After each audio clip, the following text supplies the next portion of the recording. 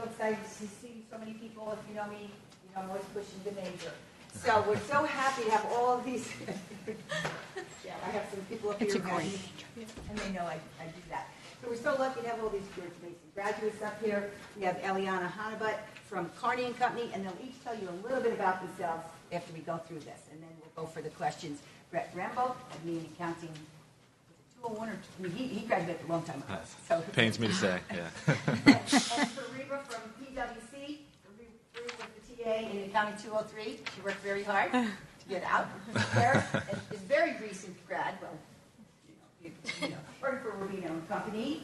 And then we have Diane Wensberg, and she is GAO, and now is with Grant Thornton. So you're going to have and who worked for Department of Treasury? I think I read in the. Right, so I audited them. Okay. So it's not just their current company that they can answer questions about. If they haven't audited it, they've actually worked there. So I'll let everybody talk a few sentences about your own personal background, and then we'll go for the questions. Thank you, Ileana. So hello, my name is Ileana Hanabut. I've been with Carney for 6 years now. I am a senior manager there. I am a CPA. I graduated from Mason in 2009. It just dawned to me that it's going to be 10 years next year. What else? I'm currently working in a consulting engagement at USDA. I've done some treasury work. It's actually through Carney. It was an A123 internal controls. I've done some policy work, and actually that's what we're doing right now. We do some accounting support and also policies and procedures. So Brett Rembold, I graduated here in 2008. I did 5 years to get an accounting degree and a finance degree. Before that, I went to Chantilly High School, so if anybody's local here, deep roots in the area. I did have Professor Hilton back for survey of accounting, what seems like many, many years ago. I guess it would have been back in like 2004, so a very long time ago. I feel like I'm getting older every day. I work for EY in the audit practice, financial statement audit for a commercial sector. So right now my main clients are Marriott International, which most of you heard of, so they're a large public company, and then Beacon Roofing Supply, which is another large public company that probably nobody's heard of because they sell shingles. So not the sexiest business relative to Marriott, but both good companies in their own way. And so I've been able to learn a lot through my audit experience over the years. I feel like I have a pretty good view on sort of the inside and the outside just through some exploring I've done outside of the practice over my career. So happy to talk about anything, and no questions off limits other than my salary, but we can talk about that. Talk ranges. Talk about that after. That's right. My name's Fariba Nasri. I'm a senior manager with PwC. I also graduated from Mason. I had Professor Hilton and was also her TA. I got my accounting bachelor's in 2007. And then I did right away. I was aiming for the master's in accounting. They offered the MBA, so I went for the MBA and graduated with that in 2009. And I've been at PwC ever since. I primarily do audit work, some consulting work, not too much. And my focus is more in the financial services sector, the banking sector. So my clients are Navy Federal Credit Union, and I used to do the audit of Freddie Mac. So. Hi, my name's Karis Call. I graduated in 2011 from Mason. Actually, the audit partner I work with directly hired me on the on-campus recruiting. I also took Connie Hilton's class. I primarily focus on 501c3 organizations and 501c6 organizations, and I'm happy to be here today. My name is Diane Gwensberg. I am a managing director at Grant Thornton. Do I have to admit when I graduated? But, okay, it was 82. So probably before some of you were even born. So I think my daughter is older than some of you, but anyway. But some of you maybe returned to school, so it's okay. But, gosh, I actually have retired already once. From the GAO is the Government Accountability Office. We are the audit arm of Congress. And while I was there, I managed audits of all our Treasury clients. That includes Internal Revenue Service, scheduled federal debt, and some other cats and dogs. I did the first audit of the Air Force back in, it didn't kind of end well, but it's still a disclaimer. And that audit came out in 1990, so you can imagine that, and it's still a disclaimer. All of DOD is still a disclaimer, except for parts of, like the Corps of Engineers. Let's see. After I retired, and I stayed retired for 2 months, but I found that I really liked working, so I went to Grant Thornton. There I manage a lot of our federal audits, but I also do a lot of work in the defense contracting area, and those are more advisory work. And I do a lot of advisory work still at different federal agencies because of my background, which I think is on the sheet. You can read it. But it's really, so some of my clients, besides I'm working with EY, as we're a sub on the Air Force audit, but I also have Battelle and Bechtel are two of my clients, and those are, and actually, they're not-for-profits, believe it or not. You wouldn't, who would know, right? But anyway, so a lot of it's implementation of federal regulations and doing it right, and we're helping them with their accounting systems and stuff. So an accounting degree is, you don't have to just do audit or accounting. You can do many things. So with that. Well, I think we'll open it up. Gosh, it's so good to see everybody. Who wants to ask the first question? Come on. Yes, go right ahead, please. How do you feel like blockchain is changing each of your profession? Has it gotten there yet? Yeah. Okay. I can answer that. I think all the firms are really working very much in blockchain. More so from the advisory point of view, I think. We're getting into audit because our clients have not necessarily adopted and started using blockchain. They're actually in the Department of Treasury, the Financial the Financial Innovation and Technology Unit, but they have actually done a lot of experimentation in the federal government applying blockchain, and they've had some really successful trials of it, using information primarily to populate the information that's on spending.gov, which is if you want to know about a grant and where money went, you can drill down.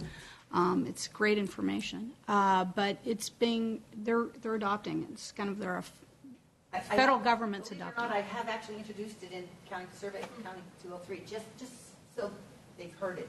When you're introducing debits and credits, I say, but however, we now have this digital transaction ledger, so you have to introduce it early on. Question? That answer it for you? Yeah. Okay. Next question? Okay. How does what your company does, how does what they do affect your specific role? Like, for example, for Miss Emma, you work with the natural resources conservation. How has that affected your role in the company? And Kearney? Yes. So right now, what we do in RCS, to be short, we do consulting. So how does it affect? I mean, we've been trying to get this contract. This is our 5th year in the same contract. It's just a really big, I guess, win for us. But we do a lot of consulting. We also we won a different award where we do their policies and procedures. In Oldale County support, we do audit remediation, which is just pretty much try to get them a clean opinion because they haven't had one ever. And so last year was the first year that they actually got at least a balance sheet opinion, which is a big deal for us and for them. So we're trying to keep that. I don't know if that answers your question. Who wants to talk about a typical day? Karis, what's a typical day for you? For me, I would say I spend about 3 weeks out of the month at an audit client. So I'll be in DC primarily at one of the nonprofit organizations I work with, talking with the client, asking questions throughout the day, managing staff in particular. And that's my typical day on site. In the office, it's more wrap up of jobs that are ongoing. So I'm more I can manage things easier than someone who's a staff member or senior. They're typically in the field every day, and I think that's fairly typical for everyone. That's a tough question. I don't feel like I have a typical day. You know, I feel like I have some smaller clients on the side of my larger ones, and I feel like some days I may be driving to 2 or 3 clients in a day just to check in on my teams and see how things are moving along, and also to check in with, you know, the client and make sure everything is going well. So. When you start as a staff, I think maybe you have a typical day. Yeah. Maybe a little different as you progress within you know, our various firms. I think that's one of the things that's actually attracted me to stay in public accounting, is that the nature of the job has changed pretty significantly over my 10 years that I've been with EY. You know, when I was a staff, you come out and you're going to typically the same client site every day for a month and a half, 2 months, depending on the size of the job that you end up on. Then you go to another one, you're sort of rinsing and repeating the same type of activities, similar procedures. And then after a year or two, you realize that you've actually learned a lot, so then you start getting more responsibility, whether you're ready for it or not. And then you are ready for it, you just don't know it yet. So then you start taking on more clients, and you're doing different things, and before you know it, you're a manager, you're managing 3 or 4 clients at the same time, dealing with, you know, various client contacts, people higher up calling you on the same day, absolutely disrupting your day. And so you never have, I can barely count on one hand the number of days in a year that I go in with an agenda of here's what I think I'm going to do today, and then I leave and I'm able to say, yep, I checked those 5 things off the list. It's usually, all right, I've got 5.5 hours of meetings or calls scheduled for the day, and I've got like 3.5 other hours within the normal work day to do my own work, but those are typically used fielding questions, whether it be from the team that we're trying to help manage, from the partners that I'm working for, from the client. You never know what you're going to get, and that's part of the thing that keeps it interesting whenever, you know, as you progress within public accounting, at least for what I do. Yes. What advice would you give an intern who's studying at their first public accounting internship? And in terms of advice, it's more like how do you stand out? Will that your mile? I can start, but absolutely, just bring a positive attitude. Like when you come as an intern to EY, I've taught intern training, orientation. So the one piece of advice I always give: just have a positive attitude. The teams will ask you to do things that you'll think are stupid, things that you think are fun. You know, like you'll get the whole wide array, and you may not feel like you're making an impact, but you are helping the team. And we really just want to test. Test is too strong of a word, but we want to make sure that you have the you know, the engageability to come in, work with a team. We can get you to introduce to our clients and have that sort of client-facing ability. And so it's really all about attitude when you come in as an intern. We don't expect you to know anything. Like it makes me upset with myself, some of the stupid things I did just from a technical perspective with auditing and accounting when I was an intern, staff, even as a senior. I look back on some of the things, I'm like, what was I thinking? But that's okay. That's part of what, you know, that's the apprenticeship model in audit. And so as an intern, you're expected to know virtually nothing.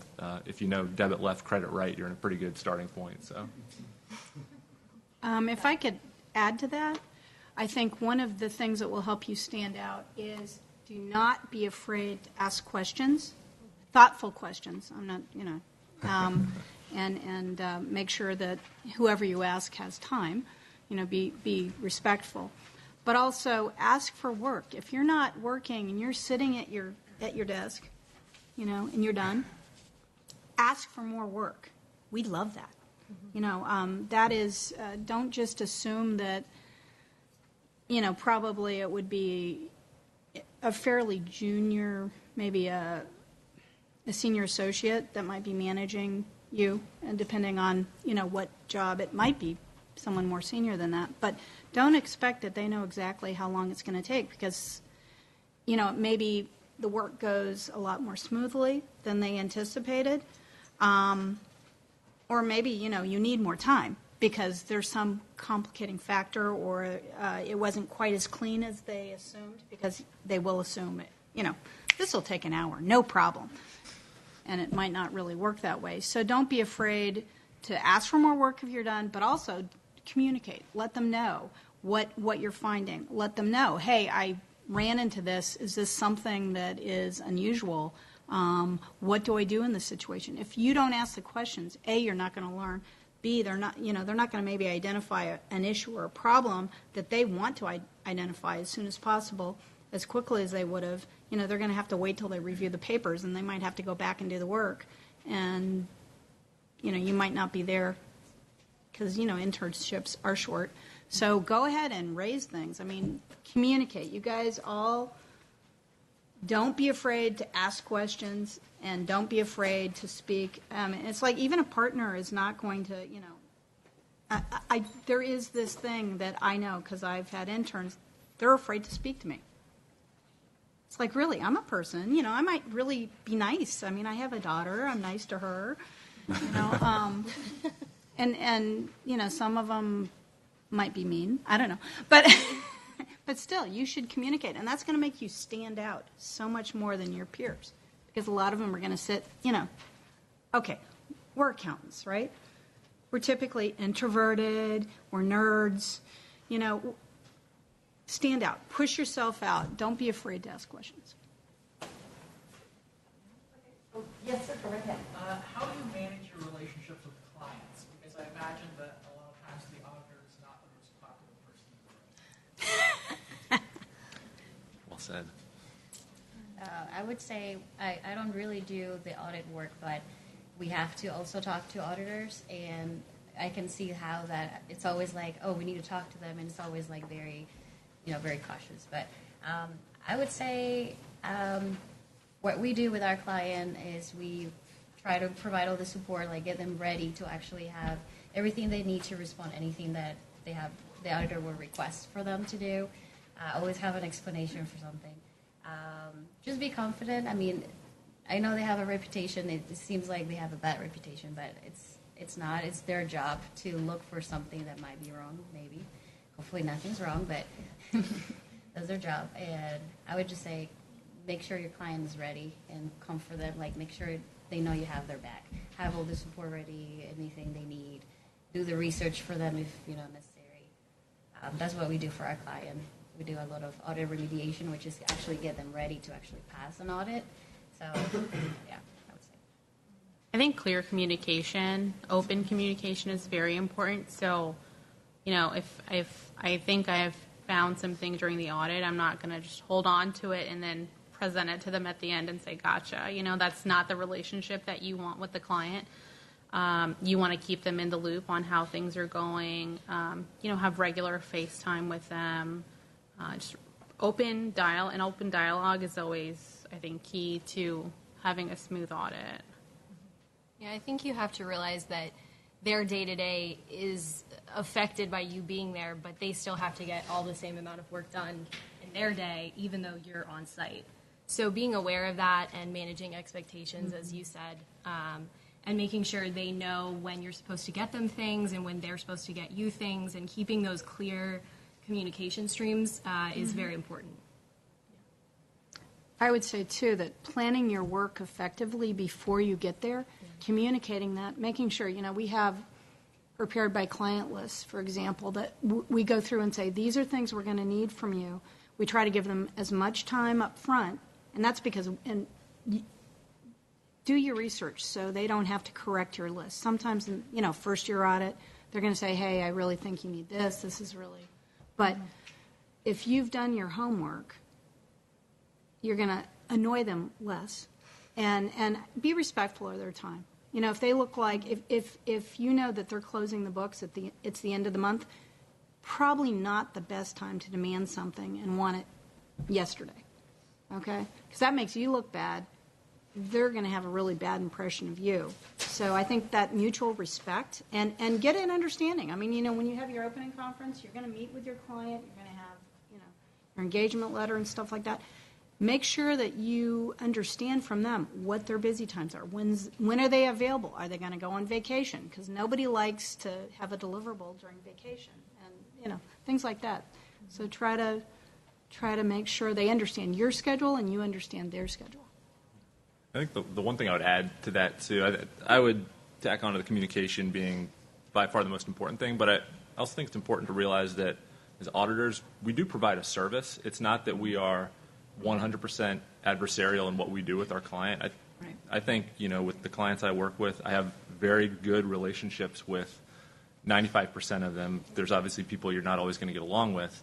But ways that you can provide that service to them are being responsive when they have needs and asking them, how can we help you as your auditor?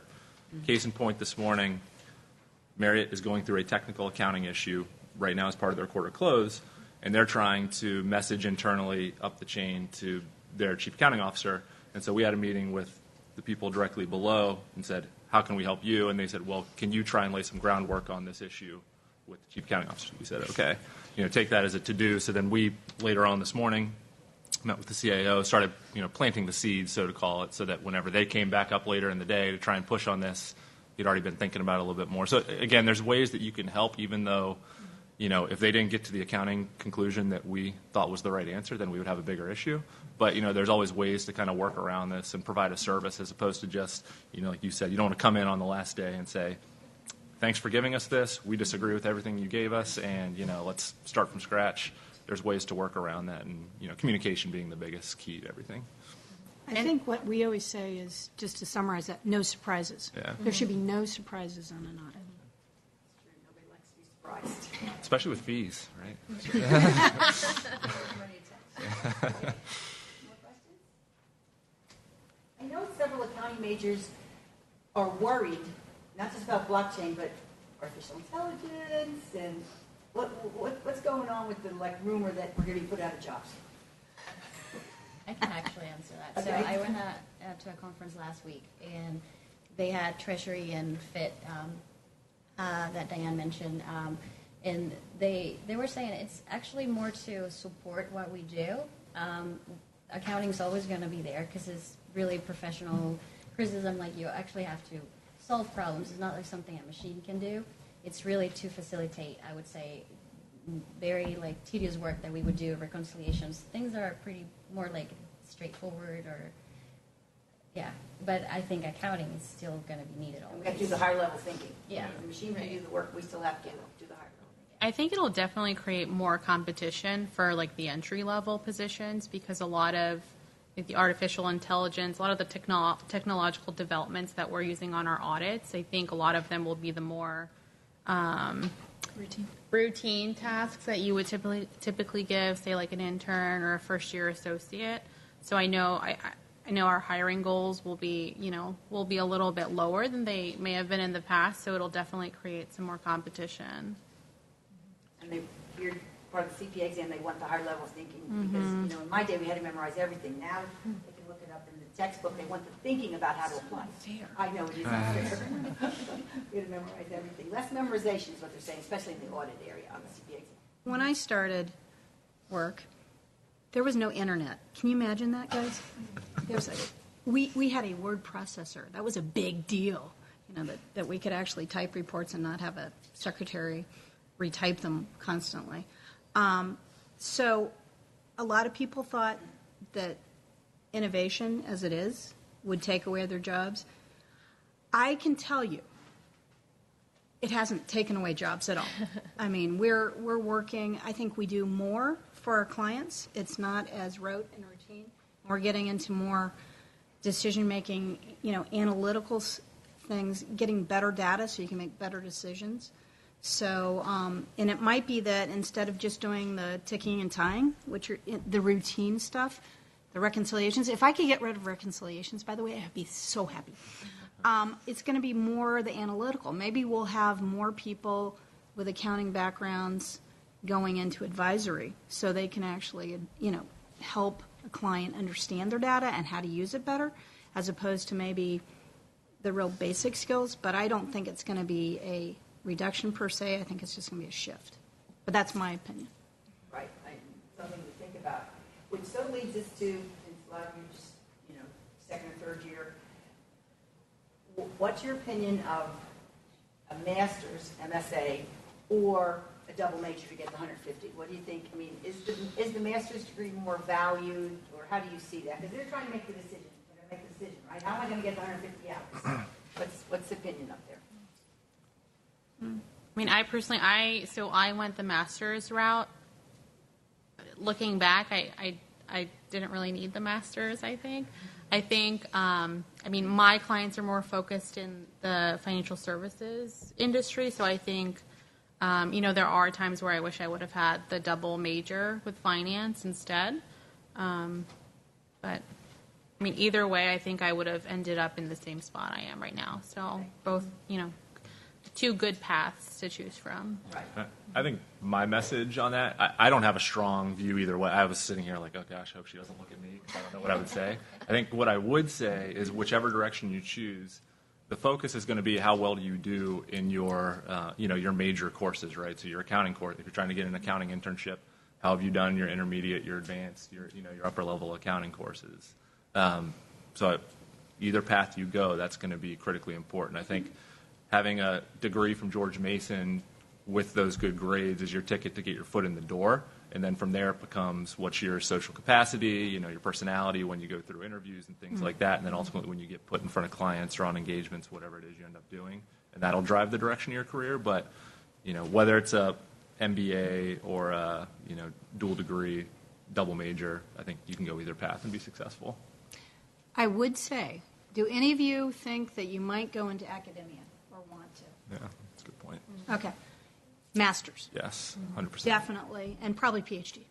If you want to be, a full tenured professor, because that's part of the benchmarks that are used in accreditation for the school. And I know Mason is AACSB accredited in accounting as well as just business, and that is the gold star. That is the highest pinnacle, and they do look at you cannot be an adjunct even without a master's. So anyway, I know this because I've been asked to teach, and I don't have my master's because back then when I took the CPA, it was like a bachelor's degree, and what was more important is get your CPA and get that experience. That's changed, and so. Just think about that. I mean, I can go back and finish my master's. I know, when I have say time. that doesn't excite you to go back to school? Well, there's some aspects of it I think are really good. But, the other thing I'd add, too, is as you progress in your career, think also about the soft skills. Do not discount your writing. I know. How many of you went into accounting because you hate to write? I did. I'll admit it fully. I did it. But what I found is, I'm really pretty good at it eventually. It gets pounded in your head. And it's such an important skill because if your firm or your agency or whatever you work for, a company, can rely on you to clearly articulate the message in a very concise way, particularly really complicated stuff. Accounting can be really, really, really complicated. I don't know if you guys agree with that. If you don't, I wish I had your brain. So being able to clearly communicate in writing is really important, and also being able to articulate your thoughts clearly in a conversational mode, whether you're in this panel up here or you're talking. You talked about clients and how do you relate to your client. Well, to be clear, you have to speak to them, and that's not just the mode of communication. It's actually your willingness to communicate. So when you have to take that, small group discussion class or public speaking or whatever public, they make you take it seriously. I mean, I really enjoyed my business communications classes. So, and they were really helpful to me. So, anyway. Yes, Sam? Logistically, with the CPA, would you advise taking a couple months off after you get your 150 credit hours to study and take it? I wish. Or would you advise going right into the job? That's a great question. Because when I sat, most people, we just dove into work and took the exam and you had no life. And we also took it all at one time, so I had no life. And I actually tell people, just plan on having no life. I had a date with my husband. He wasn't my husband yet, but, every Friday night, I would have a date with him, and that was it, and then he didn't see me the rest of the week. So if you could knock it out, there's a lot of boot camps that are out there now, and it works really well. You get it over with. It is more difficult if you're working and taking the exam, But if you can afford to do that, because there are financial ramifications to not working. I mean, and I didn't have that choice. So I don't know. What do you guys think? Go ahead. Oh, sorry. I would say do it as soon as you can. Oh, yeah, definitely soon, even if you're working. Yeah, I did it as a manager, and I had to do long hours, 50-hour weeks, and try to pass the test, and it's a lot of work. I would get 4 hours of sleep and go to work the next day and then study, and it's a lot. And I remember when I first, as staff one, they're like, you should do this as soon as you can because you're only going to get busier as you progress professionally. So I would say if you can take some months off, knock it out now, and then you will be more marketable when you're actually looking for an internship or a job too. Yeah. 2 cents. I will say at PwC, within assurance, we won't promote so the staff levels, the starting is associate, and then after 2 or 3 years, it's senior associate. We won't promote to senior associate unless you've completed the CPA exam. That's most firms. Yeah, You so I would don't get definitely- promoted unless you get your CPA, so do it. Do it, yeah. Do it. Well, I think it's pretty good. Well, let me see. Any other questions? I don't want to. Any questions? What do you find most rewarding about your work besides the money? Okay. I can start on that Okay. one. Yeah. So my 10-year EY journey has been, call it up and down along the way. I've gone through times when I thought it was a great job, and then there's times when you're working a ton of hours and you just feel very frustrated and wonder if this is the right decision for you. As I mentioned before, the nature of the job has really changed for me over time, and part of getting to a more executive level position is there's been a lot of flexibility built into my schedule. So from a value of what the firm provides to me is I've got 2 young children at home, and I'm able to manage my day. Whatever I need to do, I'm able to do it. I never get challenged by the partners I work with, and that's coming from multiple engagement teams. I'm able to manage the client the way that I see fit. And so, outside of compensation to take care of my family and, pay for the house that we live in and things like that, it's really just the ability to still have a personal life the way that I want to manage it. That's not to say there aren't demands on the back end. Like most days for me, a typical day is I'll get in pretty early to Marriott, call it around 6:45, 7 o'clock, just because I'm more of an early bird and it gives me the morning part of the day before people show up. But then I get out of there around like 4:30, get home, spend an hour and a half, 2 hours with my kids before they go to bed. And then I'll look and see if there are emails I need to respond to and deal with. And if there are, I'll deal with them. If not, then no big deal.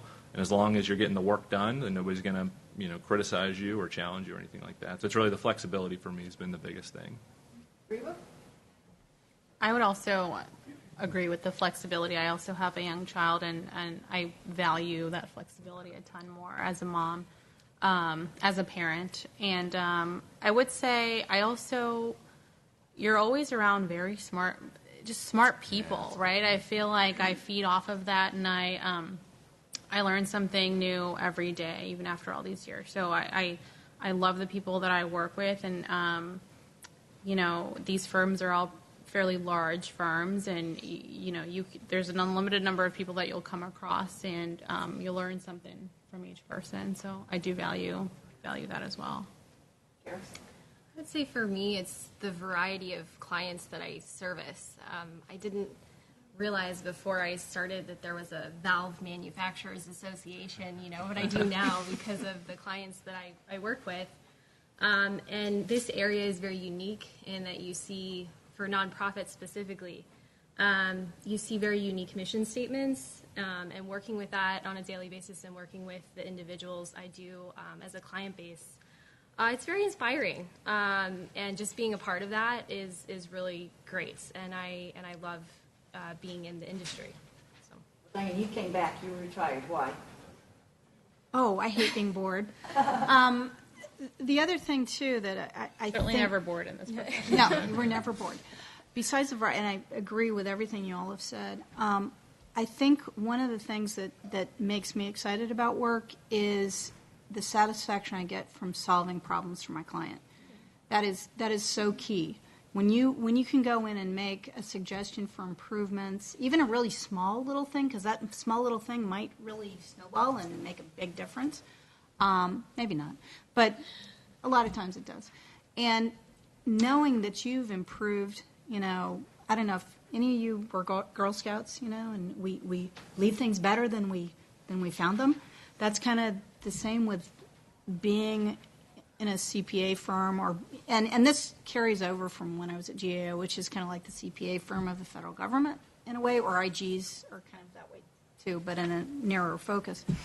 But you make improvements, and if we can always improve things, I think that gives you such personal satisfaction. So it's not just, being a bean counter. It's the systems work you do and how you can improve the processes and make other people's lives better. I would say just doing what you like. I know it's hard to, for some people to, accounting is very intimidating. It's like, oh, wow, I do accounting. But, if you like what you do, it's, I think, rewarding. Solving problems is always a key when you have a good email or some good feedback from the client is the best thing because, you did something right and just getting just good feedback.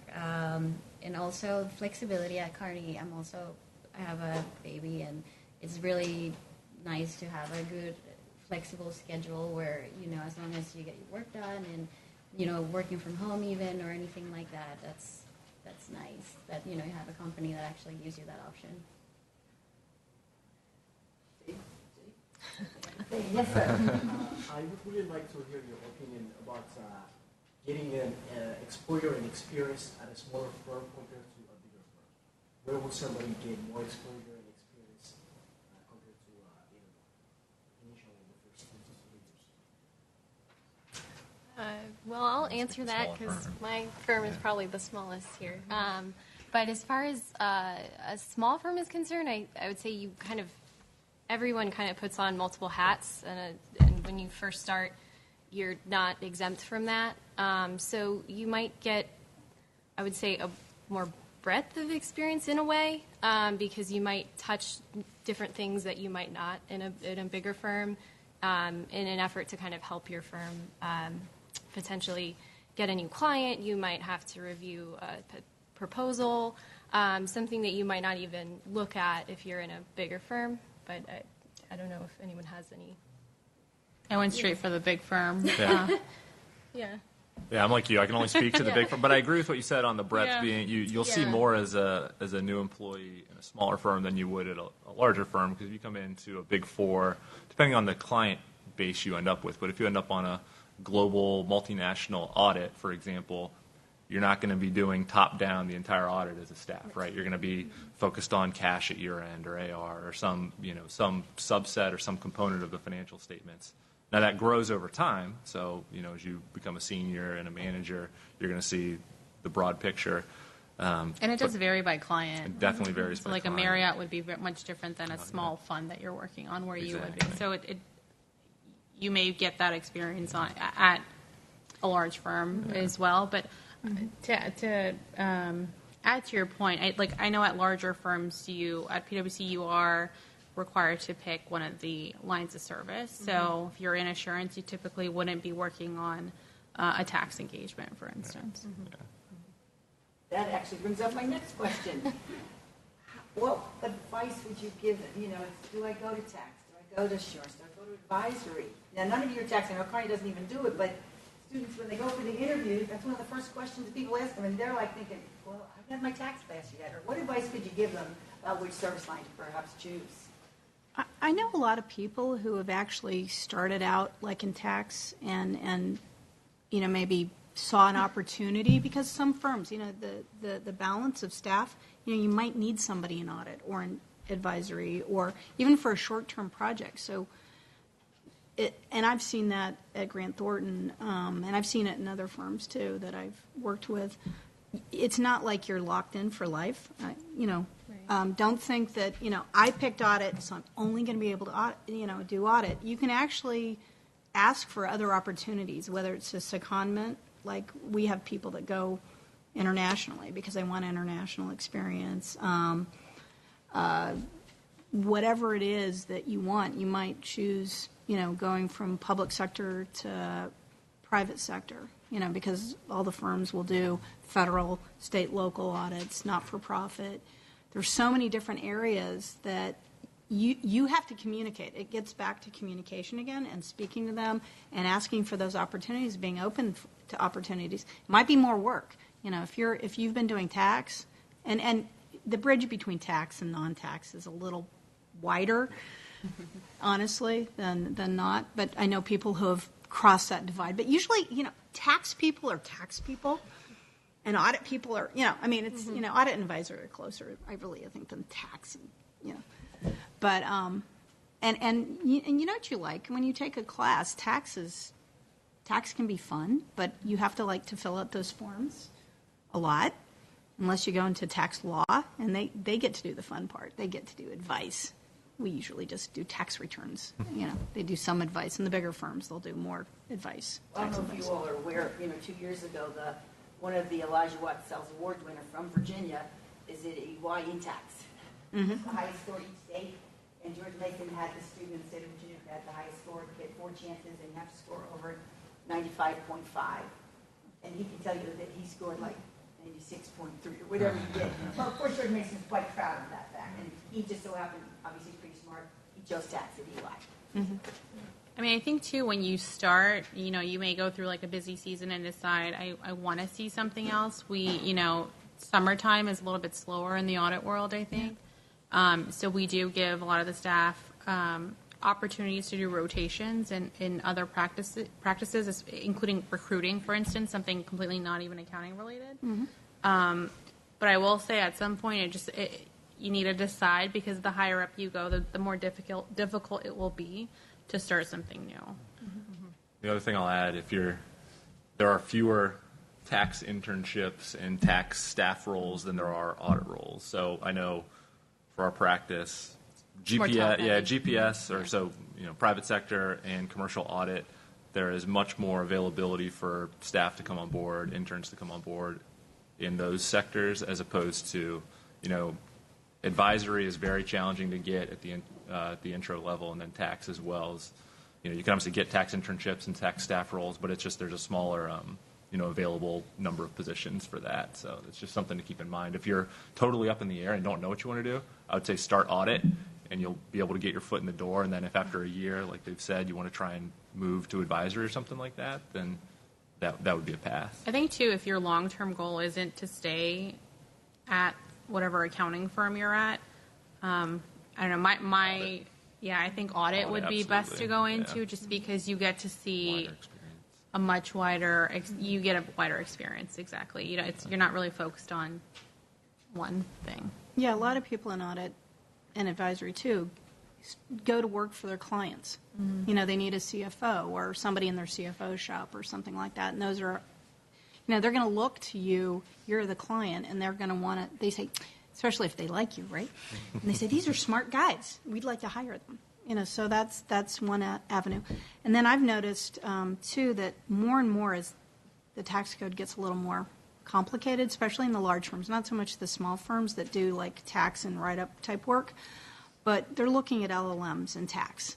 So they're really attorneys, they've got their JD and then they're getting their LLM. So a lot of those more advanced tax people are really attorneys, and sometimes attorneys and CPAs. So I was going to add to that. So when I first graduated, I did accounting support and taxes. So I did that for maybe 2-3 years, and then I realized I liked it, but I wanted to try something else. And then I switched to Kearney, and then my thought was I'll do audits, but I haven't done any audits. I've done maybe a little bit, like not even a month, but then I've actually been exposed to different type of like other work, like A123, internal controls, and consulting, performance audits, which is kind of like an audit, right? Under Gagas. So it's there's a lot of different projects that you can switch within Kearney, and I would say if you want to try in like Fariba, you said that if you're not trying to just go for the one firm, you can just try for something, like tax and accounting, and then if you want to change, then there's always more opportunities out there. That's good. Especially at the more entry level, once you have a year or two experience at a big firm, you have a lot of opportunity to switch. That's a great time to, they're out there, especially if you have a clearance, if you're working in the public sector area. But it's very easy. It's very fungible at that level. I can see. Well, our students get to pick 2 extra. You have to have the 6 extra hours above our basic required 24. You have to have the 30 hours in the state of Virginia. So, which 2 courses? Like we have a government course that they could take. We sometimes have the second semester cost class. We have finally an advanced accounting class. Didn't have anything for when you were here. Or they can take an internship for 3 hours. So they need to sort of pick and choose. What would you recommend of those? That wasn't available when I was. No, it was not. Yes. Yeah. Now this summer, this semester I have 32 people in the internship class, 22 taking accounting internships, and this summer they'll probably expect about 25. So they can get the 3 hours for that. When I was here, I did not get credit for my internship. Yeah, neither did I. But I got a job. Okay. So, It's all the credit we'll ever need, right? but I would say, too, are there accounting information systems classes? We have just added an extra one or an additional one to the MSA program. Mm-hmm. It's brand new, and so not at the undergraduate level. So if you're sticking for your master's, sticking around for your master's, you can get that second. We now are changing them to like data analytics names. Mm-hmm. You know that's where everybody's going. So it's only at the master's level at the moment. You never know. I think when I had to choose the classes, I did government accounting and advanced cost And did they help you with the exam? accounting. Government accounting a little bit, yes. Cost accounting, it was the same thing as cost accounting one, but a little more advanced, yeah. Right. Yeah, Maybe but I it's would good work for say, fun. yeah, intermediate accounting and like all that, it's in the CPA. I would say, if anything, it's more detail of how much the CPA gets into. CPA is a little bit more like a summarized version, not so much, but not as detailed as how much you learn here. You just have to remember it all. Yeah, it's a lot to Yeah, that's the remember. challenge. I would say advanced financial accounting would be the top There's a choice lot for to me. learn all the Yeah, time. that would. But that's on the exam. So Yeah, that's I would- exact. You I need to would- know that. Consolidation. I would take that. Yeah, They consolidation. ask yeah. those questions. Believe Yeah. me. I had one. And it's challenging stuff too. So I mean, you want the exposure from taking the class during school, and then when you go to study for your CPA, it'll be like going back through a second time, which helps you to actually know it, as opposed to if you just go study for it for the CPA. It's not that you can't learn it, but the chance of retaining that information is way lower. On the government side, I think it's helpful to take the class just so you have exposure to it for the exam. If I was doing it again for myself, I probably would not take government accounting just because I knew I had no interest or ever getting into a government type position or doing government type audits. But again, I passed the CPA, so I shouldn't be too upset because I'm sure that definitely helped me there. You guys expanding in this GPS. We are, but I am not that guy. That is not. It's like a totally separate Honestly, practice. though, It's part of our audit practice. If you're going to go into a governmental, the auditing's the same. I mean, you're going to learn Yellow Book because you have to do Yellow Book for government contractors and not-for-profits and state, local, federal. I personally, GASB and me don't get along, but I've done state and local audits, but that fund accounting. Federal accounting is fairly. The theory is fairly close to commercial GAAP. So, and you can learn the budget, and a lot of entities that we go to expect that you're going to have training in-house. The big firms they're going to have that training.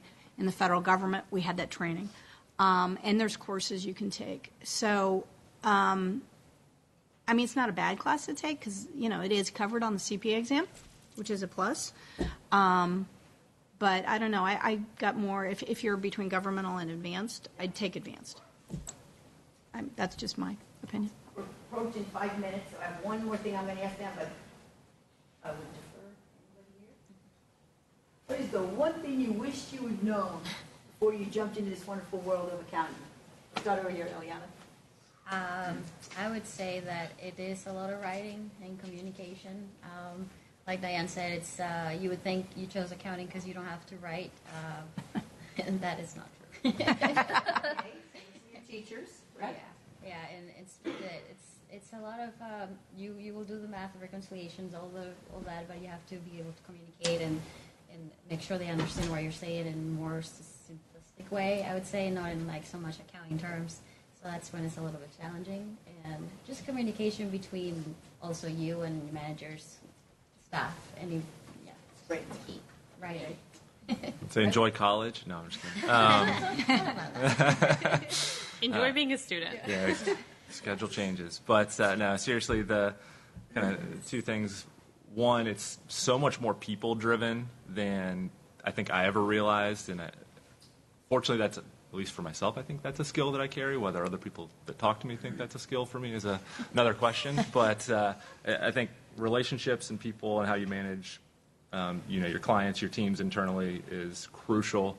And then the second thing being how gray accounting conclusions can be. Like you read your textbook questions and it's like, all right, does it There's trip one of the answer, capital? right? Yeah. There's an answer. And they're round numbers and it's like, it's perfect. And it is. Maybe it is for 95% of the stuff, but I feel like every day the questions that get thrown our way are, well, if you look at this part of the guidance, it says this, and then this other one says this, but then if you read the basis for conclusions, it's something totally... It's amazingly unclear. Yeah, and so then you're like navigating... But you've got very smart people at your national office that can help you. Let's see if we can punt this one. Yeah, yeah, but it's a challenging world, but that's why we firms we all get paid well for what we do, and it's you certainly have to be educated and know what you're talking about and really get that experience to succeed at it. So I would agree with both those points. I think relationships are key. You never know when you're going to run into someone again. I would also say just be prepared. You hear, and this is not to scare anyone in this room, but busy season, you hear about busy season and you're like, I'm prepared to work those extra hours. It can get exhausting. Just be, mentally prepared for that. But it gets better. It's not a year-round thing. So I wish I would have known. I had a little bit of a shock my first busy season. So I would say networking relationships are so important. I mean, the friends that you make here you're technically surrounded by accounting professionals, future accounting professionals. So keeping those relationships active and managing those relationships, they could eventually become, the client that you get down the road. And also just making sure that you ask the right questions when you are in your internship or,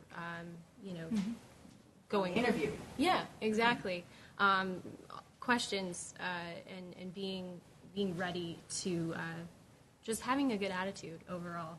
I think I did have a good attitude when I started, but I think making sure that you manage relationships and when you go into the accounting profession, you have a good attitude and you're ready. a good attitude with everyone Yes, you come yeah, across, yeah, not just the absolutely. person that's interviewing Right, you. yeah. This is a small town. That's very true. Yeah. Very true. I would say I did not realize that you get out of college, you think, I'm done, I know everything. You don't. And it's going to change all the time. I mean, things change so much. So we have continuing professional education that you have to take. Embrace it. Don't think it's really boring, even if it is. But, you can really get a lot out of it, on-the-job training and continuing professional education, reading the Journal of Accountancy, even if you think it's boring. And then some advice I'd give you, too. When you go in, either as an intern or a new staff person or even in your interview, try to find out what the culture of the entity you're dealing with is and see if it fits for you. Because you guys are going to be the one who decides whether you feel comfortable in a small firm, you feel comfortable with the type of work. Get an understanding of the type of work they do, because it is different. And the type of clients they have and the industry they work in.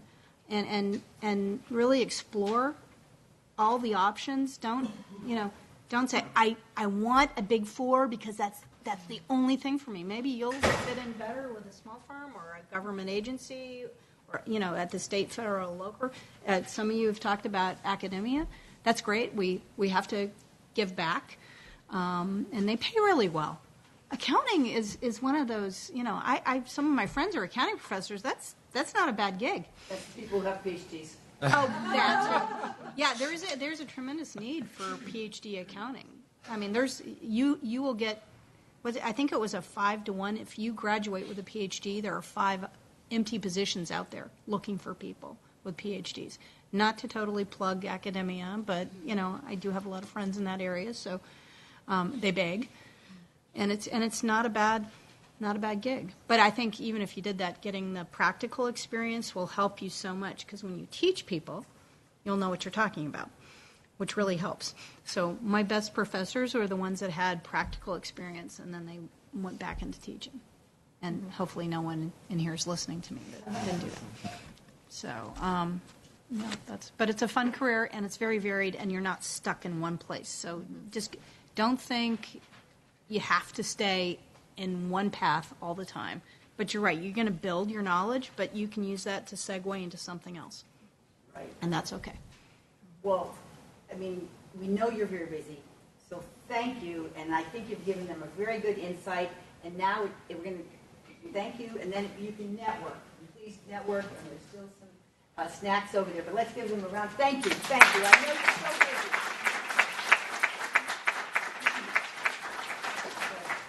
Now it's networking time. Plus, we enjoy this. Yeah, no, it's. Coming back to school is so much fun. Oh, I know. And Mason has just. It looks very different. Oh my gosh. Every time I come, it's like, oh, new building. So, if these guys know, because they had me, you follow a F-16 pilot around the world, I can get a job anywhere. Mexico, American border, Germany, Oh, God, yeah. I mean, they'll tell you. I mean, I want to see everybody. Right? It's a good. The marketing You manager always not have a happy. job. Yeah. You always have a job. You always have a job. College. Yeah. Yeah, exactly. I tried to tell my daughter. What's she majoring? She's still